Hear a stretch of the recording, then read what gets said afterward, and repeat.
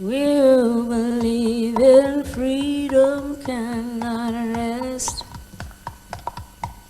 We who believe in freedom cannot rest until it comes.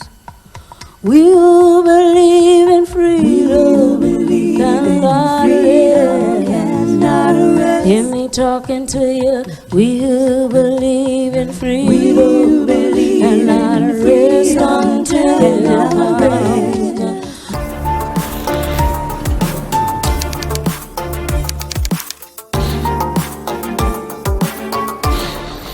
I'm Wayne Randall, finance editor with the National Black Unity News and host of the Finance Hour.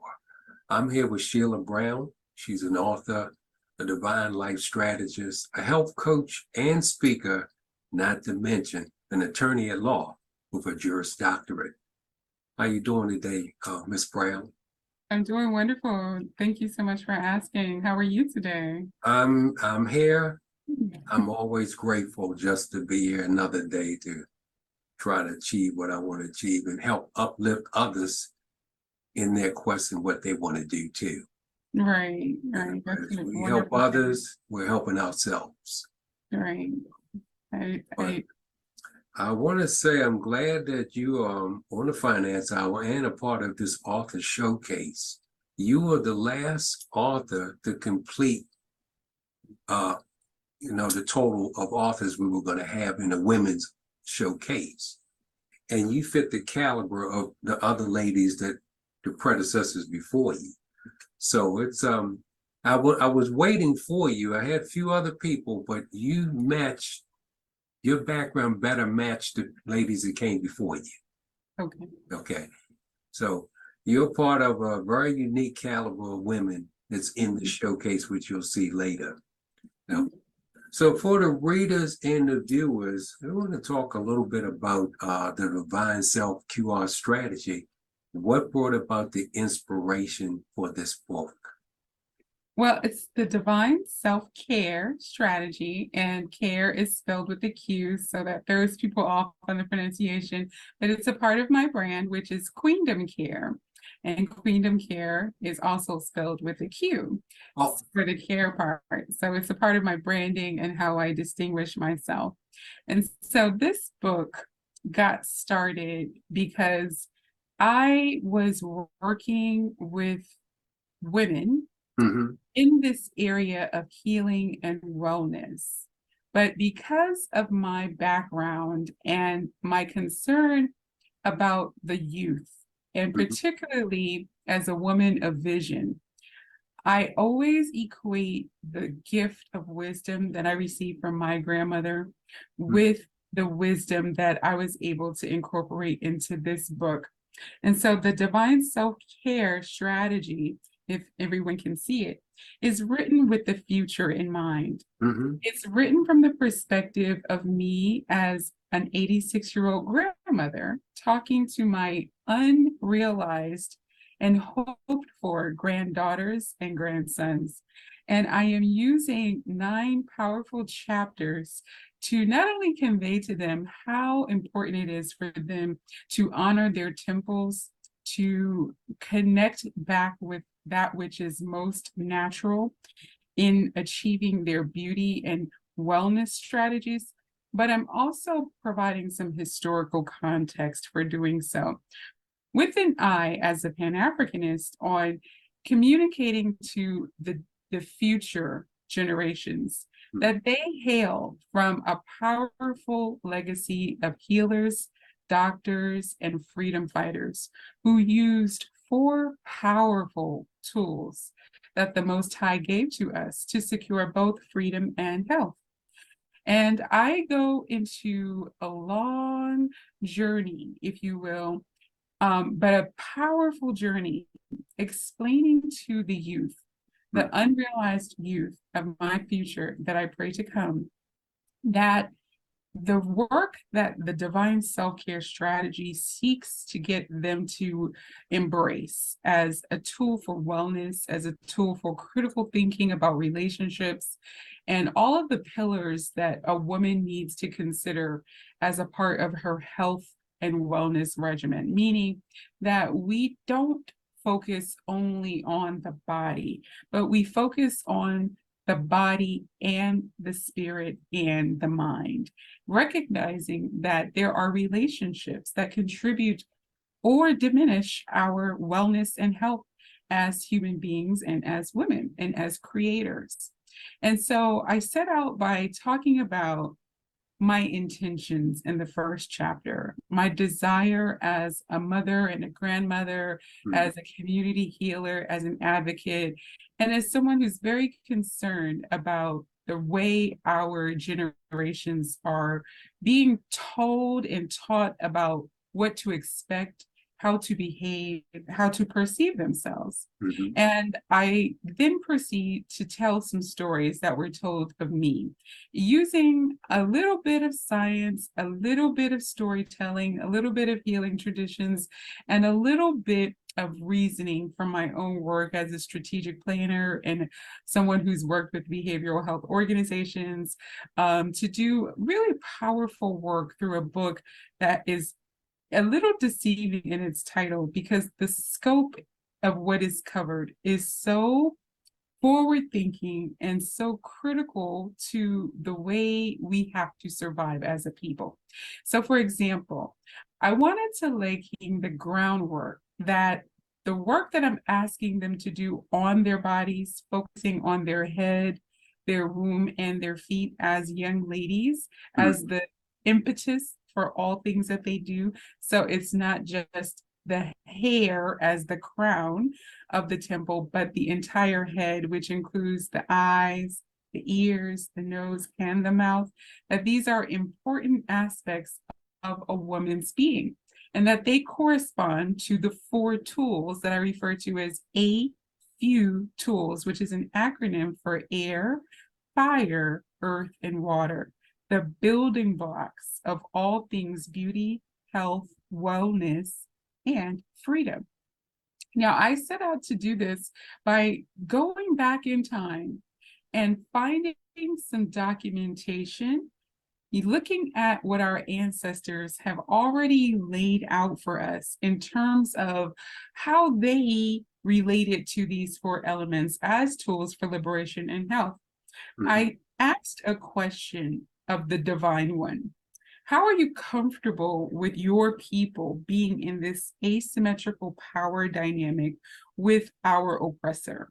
We oftentimes misguidedly refer to it as white supremacy. That's a misnomer.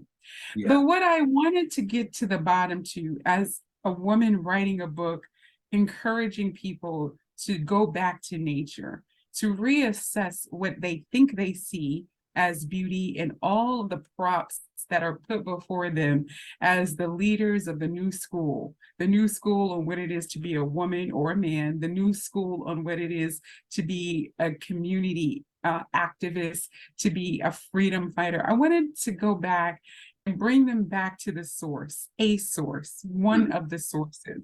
And in doing so, this book evolved out of that question. How are you comfortable? And the response that I got in my meditations from the divine was that you have everything you need to defeat your enemies. And so I contemplated that because it resonated with my soul, although I could not logically explain why there's still this asymmetrical power dynamic if this is true. And what I found was a gap between the past and the present, and an even widening gap between the present and the future. And I felt a great sense of urgency at that point to share the insights that I got. And I would love to share some with you if in your audience. Do. Okay. Do take me on that journey. Yeah, so the premise again starts really in chapter 3, where I am trying to lay the groundwork for our future descendants, yours, mine, our neighbors, about how our ancestors strategically used the elements of air, fire, earth, and water to secure freedom and health. And I had gotten this download, and the download was that you have everything you need to defeat your enemies. And how air, fire, earth, and water came up was that sarcastically, in my own sense of doubt and a little bit of hypocrisy and humor, I said, well, Created, it seems like the only thing you've ever given us was air, fire, earth, and water, and nothing more. And the response to that was, exactly, start right there. Okay. And what came up immediately after that was this quote.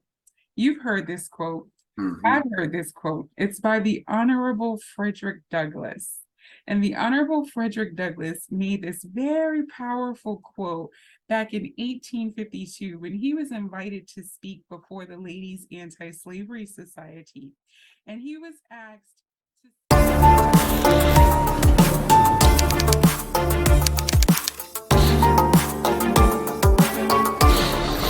myself from one of Dr. Umar Johnson's lessons. And it stuck with me, but it didn't have the kind of weight that it has now. And that quote went like this: "It is not the light we need, but the fire. It is not the gentle shower, but the thunder. We need the storm, the whirlwind, and the earthquake."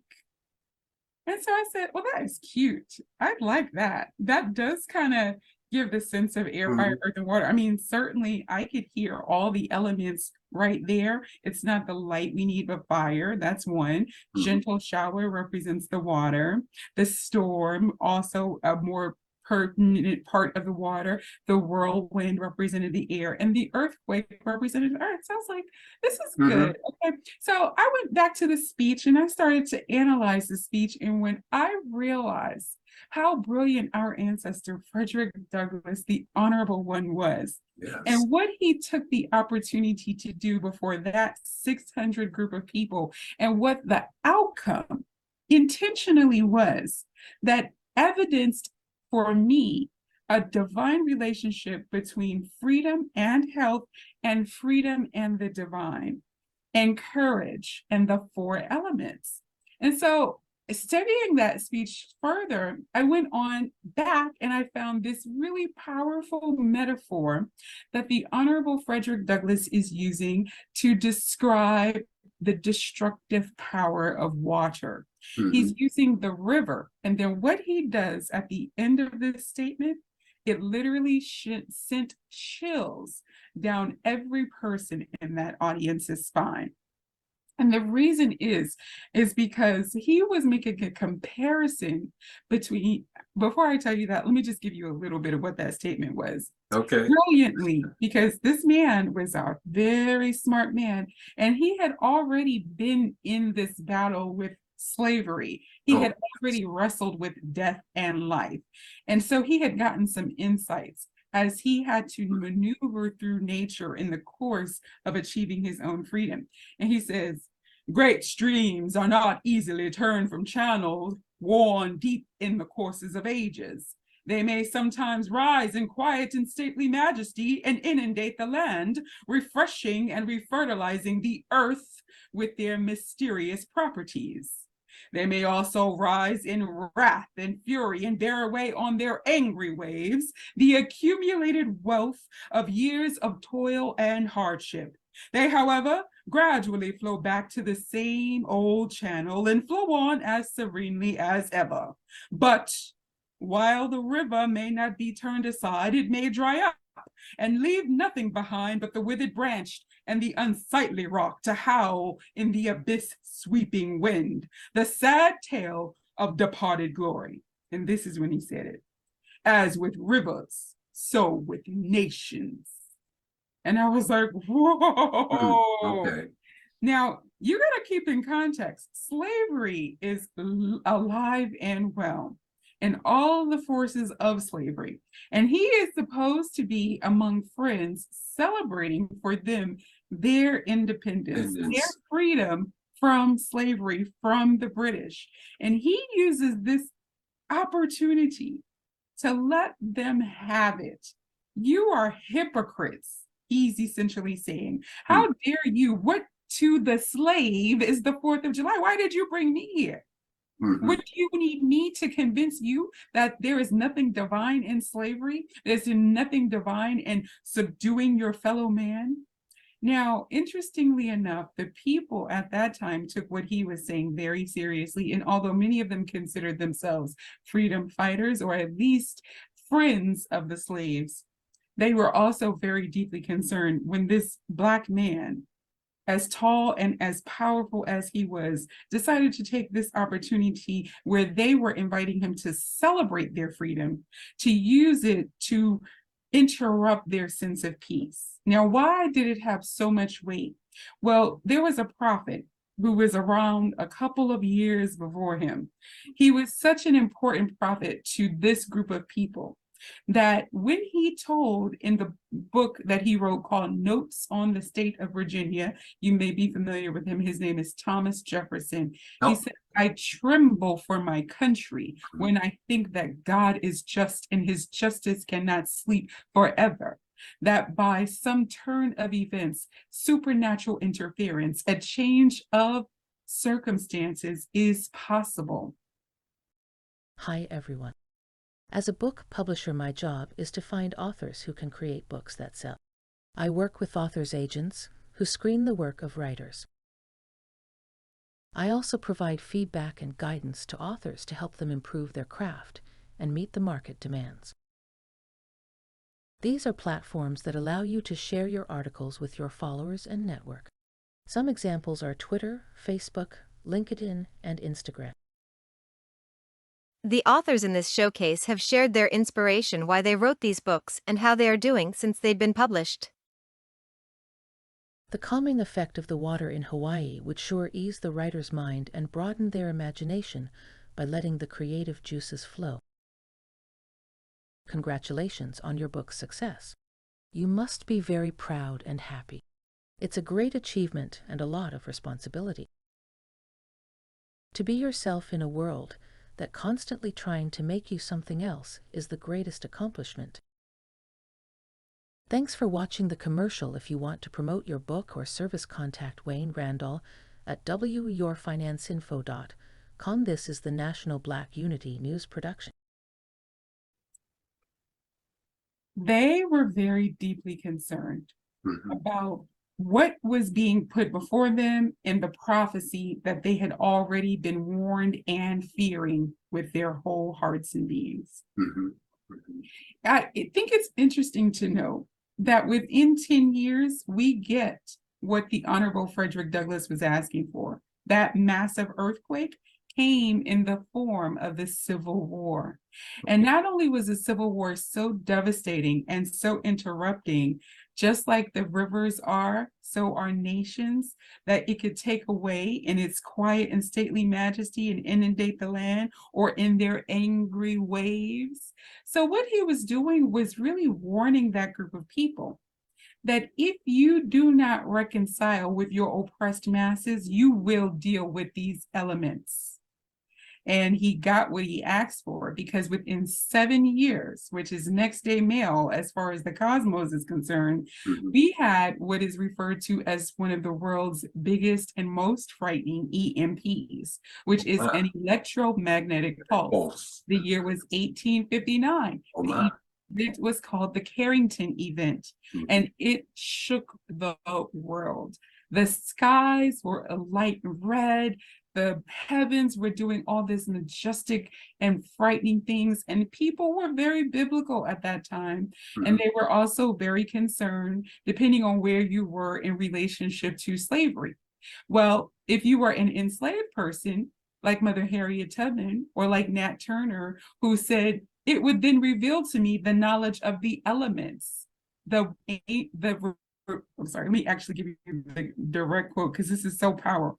It would then reveal to me the knowledge of the elements, the revolution of the planets, the operation of tides, and the changes of the seasons. Clue number 2.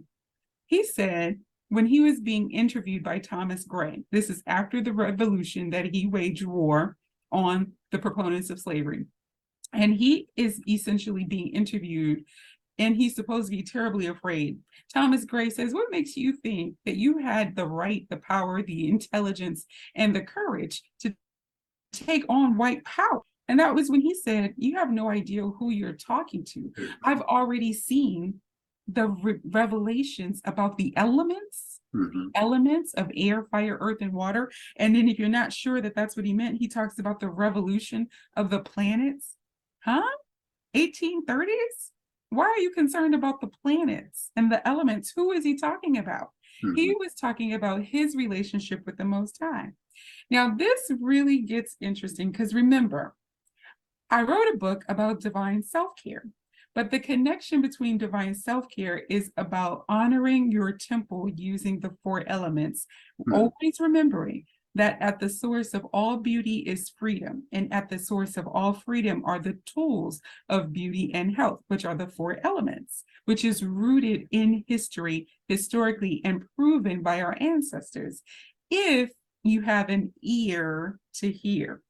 So I had written this really powerful chapter. It's chapter 3 in this book, The Divine Self-Care Strategy, right? I told you the cover and the title doesn't really do it justice.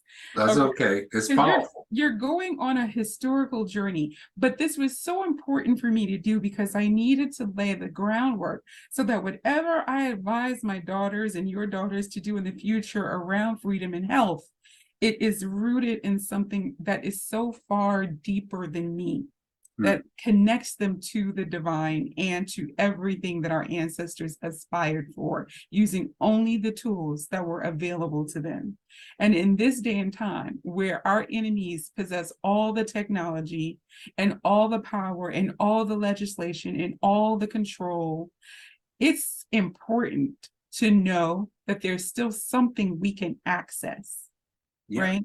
Something divine and something in nature that doesn't require a license or some specialized knowledge that we don't already possess. Now, I had some really powerful revelations from Mother Harriet Tubman, from Mother Harriet Jacobs, and from 2 other enslaved people. And I had finished writing the chapter, and then comes the icing on the cake game. I was listening to WPFW. It was January, it was 2019, and Dr. Martin Luther King's famous speech where he talks about being on the mountaintop and that he's not afraid anymore. Well, Dr. King really confirmed everything that I thought I knew about what the Honorable Frederick Douglass was saying. Now, you got to have some context for why this is important. He made this interesting statement that I want to share with you. He said, "Lord, help me to accept my tools. However dull they are, help me to accept them." Now, keep that in the back of your mind, King. Right. Well, this is the night before Dr. King's assassination. Powerful night, powerful energy. He is going through some deep emotional, spiritual turmoil. He must have sensed the urgency of now, because he does something in that speech that very few people have ever noted, that I had not noticed anyone ever ad-lib on or elaborate on or analyze. And I'm going to share it with you right now, because remember, Dr. King is the seal. He gives a name to what I'm claiming our ancestors were doing with air, fire, earth, and water. Listen, very short statement. Bull Connor next would say, "Turn the fire hoses on."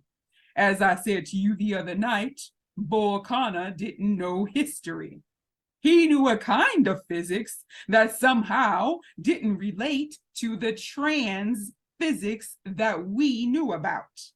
And that was the fact that there's a certain kind of fire that no water could put out. And we went before the fire hoses. We had known water. If we were Baptist or some other denomination, we had been immersed. If we were Methodist or some other, we had been sprinkled, but we knew water. That couldn't stop us. And we just went on before the dogs and we would look at them, and we go on before the water hoses and we would look at it, and we would just go on singing, "Just over my head, I see freedom in the air." One of the elements. He covers every single element. And if you just use a little bit of imagination, not only does he do that, but then he gives it a special name. He says, Bull Connor didn't know history, but he did know a kind of physics that didn't relate to the trans physics that we knew about. Now I said, hold on here, Mr. Dr. Luther King here. Where is this coming from? Trans physics? So I Google and I get in the dictionaries and I can't find any references to this. I can't find the word trans physics. I can't find any of the experts commenting on this particular aspect of his speech. And I said, what was so important that you needed to create a new word?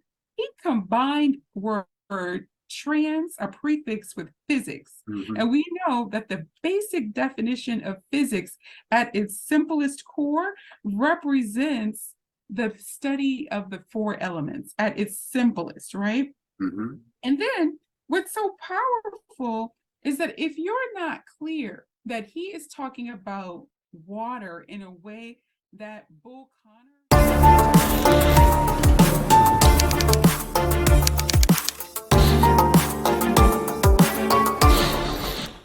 from state to state, the elements were guiding her. You know, when you spoke about the fire, which in this case, we're really talking about God. He's the unconsuming fire. You know? But I wanted to put your book in here so people could get a sense of the connection where it speaks about spiritual health and body and motion and the mind and body connection and how it all ties together, the correlation and what you were saying, because you were speaking some powerful things. I mean, it was, when you said, Wayne, I was ready to say you had an epiphany, and then you said you read over this speech about Frederick Douglass. You actually had one, and that revelation came to you as what he was talking about. Yeah, because the Dr. King piece, let me show you that I'm not making things up about what Dr. King was saying. He goes on in the speech and he seals the deal with this one statement right here. In case you were doubtful that he was a very thoughtful man who used every single word with the precision of a surgeon, okay? He could have used miracle. He could have used any number of references. But what he was trying to describe was something there were no words to equate this power that was guiding us on our sojourn through freedom, that there were no words in the English language in existence at that point. So he had to create one to describe this power, this force that fueled those people through fire hoses, through the fear, through the intimidation, to the battalions over the head. There was something in the air. Just over my head, I see freedom in the air. Remember Mother Harriet Tubman said she was in the air, looking in the sky for the sign from the heavens. See, the Creator has communicated for health and freedom to us using these basic elements. And I would proffer that in the future, should we ever need to secure freedom and health again, those same tools are going to be what we have to master with our divine relationship. All of these people were master fasters, they were master prayers, they were deeply spiritual, and they had a sacred relationship with the Most High. Yes. Dr. King put it like this: and there was a power there which Bull Connor couldn't adjust to. So we ended up transforming Bull into a steer, and we won our struggle in Birmingham. Oh my God. Are you hearing this, man? Yeah. I mean, now talk about the divine. Bull Connor, of all names in the world he could have had, it was like he was born for this singular moment. You see what Dr. King did with that man's name? yeah. He said, we turned Bull into a steer. Now, I don't know if y'all know what a steer is, but it is a big animal. A steer cannot reproduce itself. A bull is a powerful animal, but when you transform a bull into a steer, you take away its power. That's a form of spiritual castration. Bull Connor didn't know what happened to him. No, my. Thank you for that enlightenment. That was Dr. King. Why did he reveal that to us on the night before his assassination and not a minute before? I do not know. But I felt in my prayers and meditations that he was carrying something so heavy and so powerful that he knew that he must leave a clue for someone to pick up later on who had done the work, so that when we needed it again. And it makes me wonder why the protests, why all the public displays of rebellion are not as effective today as they were back then. And that's because I have come to the conclusion that there are no master trans physicists in the room.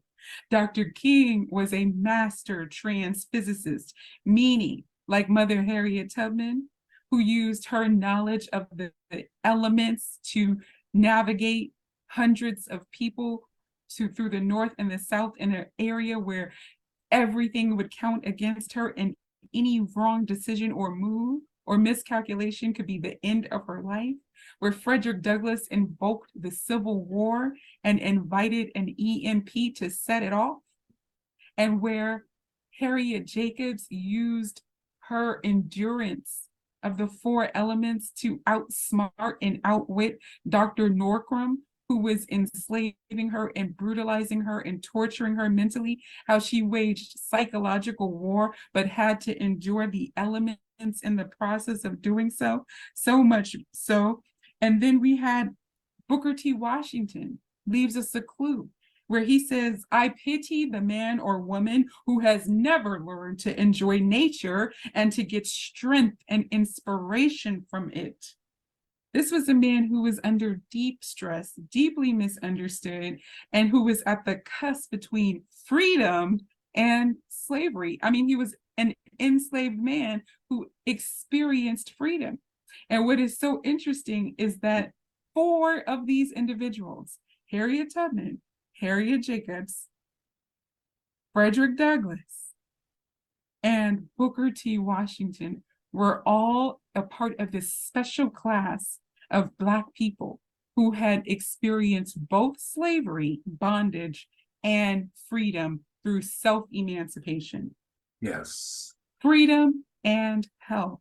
And all of them left us powerful clues that point us to these four elements. But what makes it all work for freedom and health is the fifth element, King, and that is divine intention. That is where the Most High comes in. Because as we can see, Bull Connor had access to the elements. He used it to destroy, to suppress, to oppress. So the elements themselves are neutral. People can use the elements to drown someone, they could burn flesh, or they could cook a meal.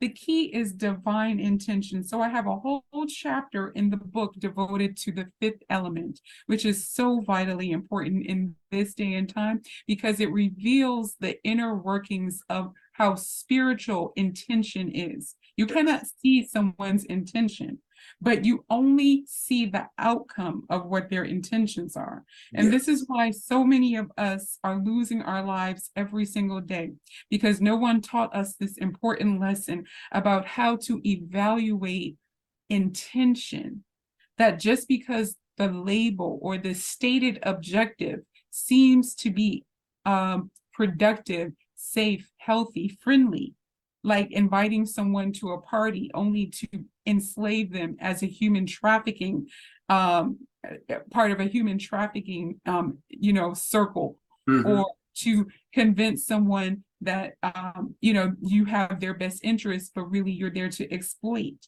So we have to teach our daughters and our sons about this fifth element. And I use four powerful stories to do what I explain as divine intention and wicked intention. Ms. Brown, what chapter is that in? That's the fifth chapter. And it's the fifth element that makes up what I call trans physics, or what Dr. King referred to as trans physics. And if you pay attention to the stories of each one of those individuals, Mhm. the one thing that they all had in common, in addition to being able to maneuver, interpret, and utilize these four elements, is their relationship to the divine as expressed through their work. There's nothing more divine than helping others achieve their rightful human freedom and experience their divine purpose in life. And like That's what they all had in common. we And what's touched, so interesting in terms of the seal for me was Marcus Messiah Garvey. He Mhm. closes the chapter because he personifies that as well. Even though he was not an enslaved person, he marries what Frederick Douglass said with what Dr. King says when he said, while he was in prison in 1925, falsely accused of mail fraud. And his biggest achievement was changing the mental paradigm of his people such that they saw themselves for the first time as men and women capable of not only governing themselves, but managing all aspects of commerce, putting ships on the sea, and standing up for governance of themselves as, at the time, Negroes. And he said, if death has power, then count on me in death to be the real Marcus Garvey I would like to be. If I may come as an earthquake, or a cyclone, or a plague, or pestilence, or as God would have me, then be assured that I shall never desert you and make your enemies triumph over you. Look for me in the whirlwind or the storm. Look for me all around you, for with God's grace, I shall come and bring with me countless millions of Black slaves who have died in America and the West Indies and the millions in Africa to aid you in your fight for liberty, freedom, and life. There's the connection yes, between life and health. And some people may consider that harsh, but y'all don't know what our ancestors were going through 100 years ago. And so this book is so very special because I spend so much time providing statistical data, oh my, you did. factual information, showing that not only did our enslaved ancestors have a powerful relationship with the elements, using it for freedom and health to secure those things, but even going back to ancient Ethiopia, where the beautiful women of Wolo, who were the direct descendants of Queen of Sheba, were using those powerful elements to beautify, to address infertility, to address wounds of their womb. Because remember, this is about self-care. And so what I'm trying to teach our daughters and our sons who need to know how to relate to their future wives, their daughters, their sisters, their aunties, their community leaders, is that when we get back to those four elements and we start taking care of our crown, which is the head, not just the hair, right? And we have to think about not just making this beautiful hair look pretty, and we can do anything at the expense of the eyes and the brain and the ears and the mouth, but that all of these things correspond to the elements. And so the secret to securing their health and the beautification of them is the elements. The scriptures talk about the eyes being the lamp of the soul, right? Yes. They correspond to the fire element. That's when we see people and they've lost all life in form of them. And we see in the horror movies, you see someone that is void of the light. They call them zombies, right? The light in the eye represents the fire element, and the fire is the all-consuming fire, right? That's the evidence. And then the nose, that corresponds to the air element, and the ear, ironically, the tool that deals with vibration, corresponds to the earth element. And people don't realize it, that the earth is always moving, and therefore it always makes sound through vibration. And ironically, when I was writing this, it occurred to me that the first three letters of the word earth is ear. Cute. Nothing that not that they're etymologically related, but there was a clue that I was headed in the right direction. And mouth, even as I speak, I'm being moisturized, like there's water in my mouth. That corresponds to the water element. So right here on our head are the four elements of fire, air, earth, and water, which is the clue about how we have to take care of those things. And then the other part of the temple that I direct women to is the womb area. This is the creative center for life. And then the feet, which is the grounding area. This is when you are a grounded woman or a grounded man, you are rooted in logic and reasoning. And so what I refer to the book as the divine self-care strategy, a wellness guide to total body alignment, is because when a woman's head, womb, and feet are in perfect working order, she can not only fulfill her divine purpose in life more readily, but she receives divine inspiration from on high, with she's meditative and getting these powerful downloads. And then she has the tools that enable her to interpret the data in her environment. Our eyes are like a camera, but we have a physical eye and we have a spiritual eye. So Yes. when women are taught to do the eye cleanses, they're taught the spiritual process. In other words, when you're using a hot potato, like I show women how to do in the chapter 9 of my book, How to Cleanse the Eye, what I'm teaching them, all of this cleansing processes, now that I've built the foundation, there's no question that Sheila isn't just making some stuff up for fun, right? It's all rooted in the power of our divine relationship as evidenced through scripture and through our ancestors' evidenced speeches, poems, spirituals, writings, biographies, and their best intentions.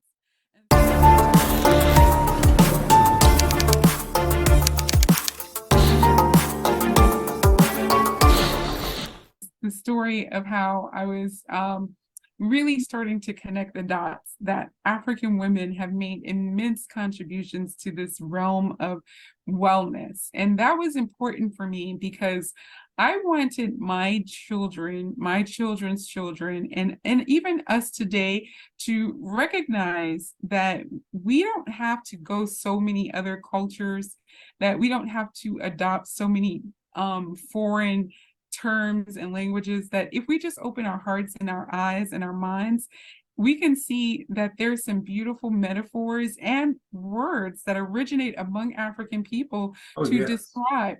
And what I'm talking about is, and I have a great deal of respect for East Indian people, and their traditions are amazing. They've made some immense contributions. But Indian women have yonis, and yoni is being used to describe the woman's most sacred reproductive area. You can use your imagination, right? Right. And I like that term for Indian women and people who are of the Eastern Asian tradition. It's a Sanskrit word. But we are the oldest people in the world.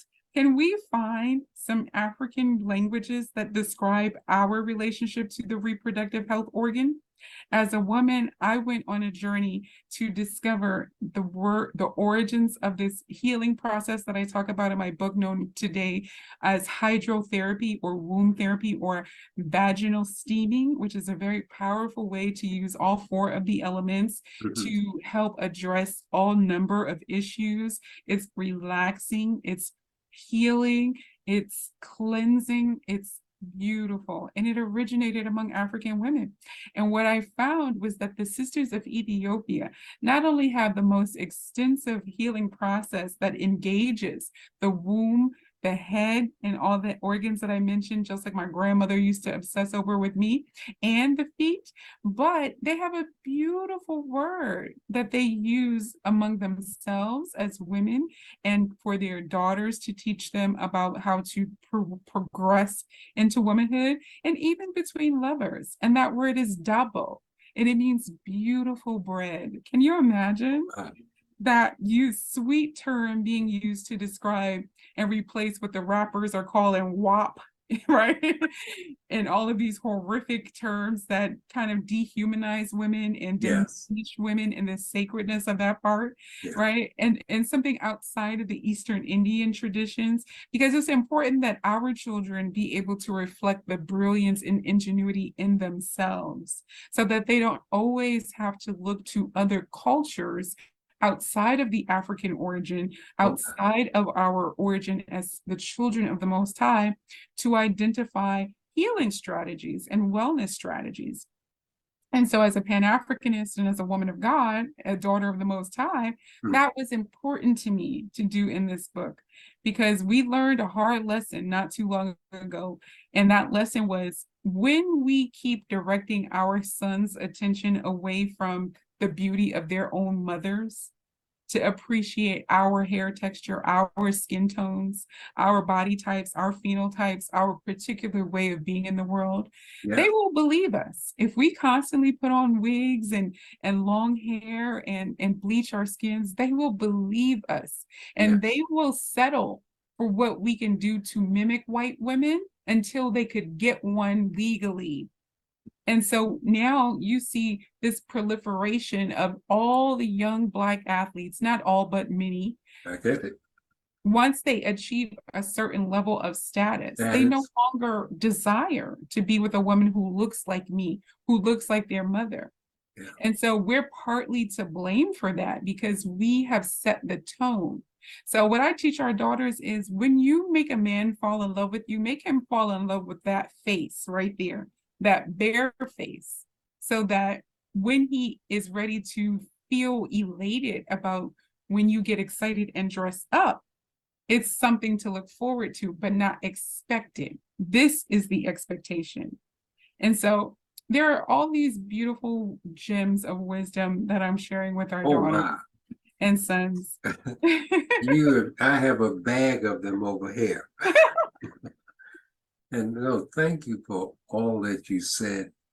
And if it was one thing you would like to say, or a few things you would like to say in closing about your book, or about life, or the things that are instilled in us, as it said, God has put everything in us that we need. Mm-hmm. And I like the way you put it because you spoke about it in your book. Yeah. We come from a powerful legacy of healers and freedom fighters.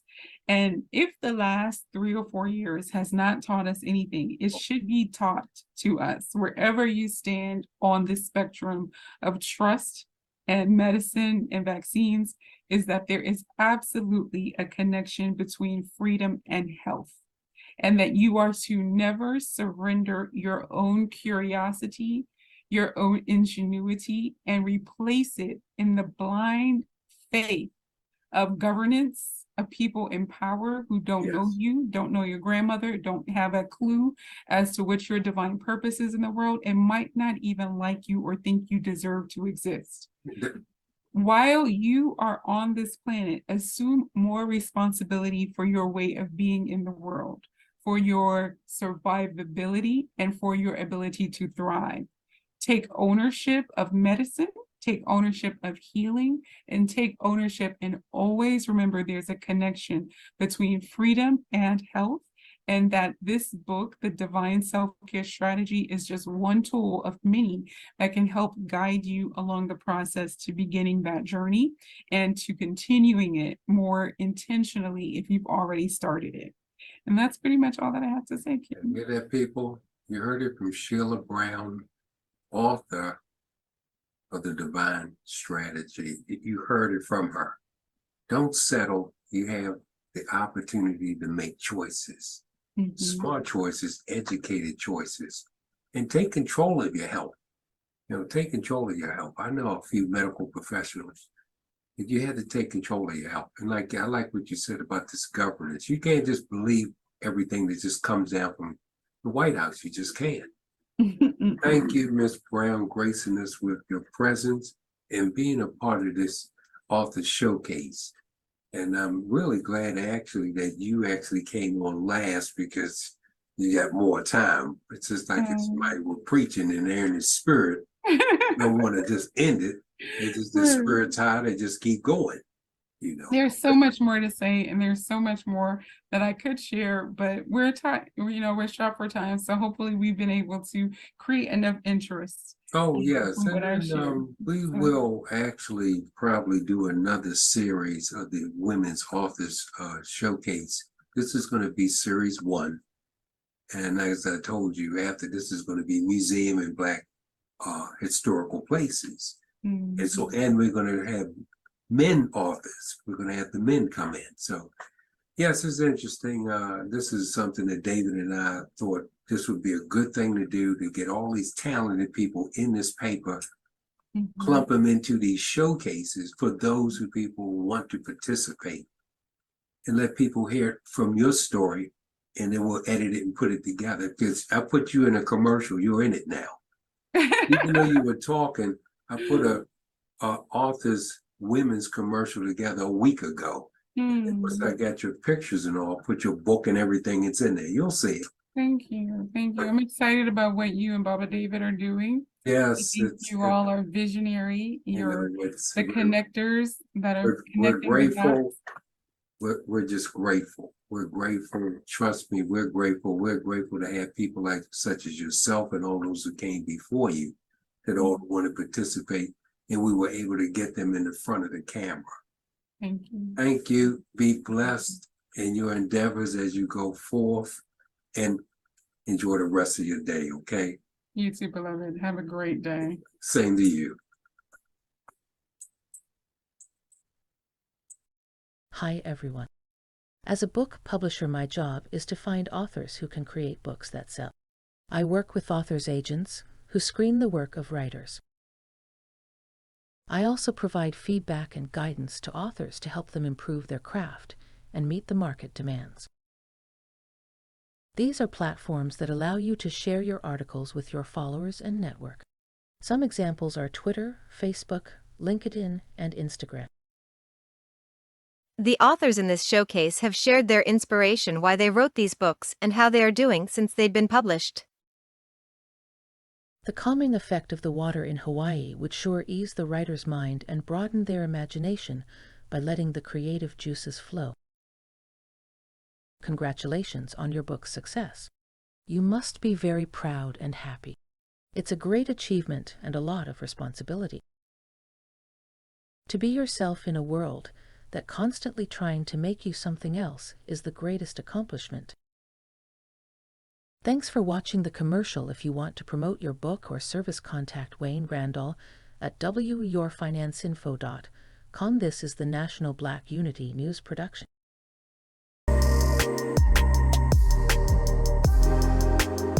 Stay tuned. Next week we'll have Museums and Historical Places featuring Esther Armstrong, Dr. Joanne Martin, and Ronald Miles. Shutterstock Music.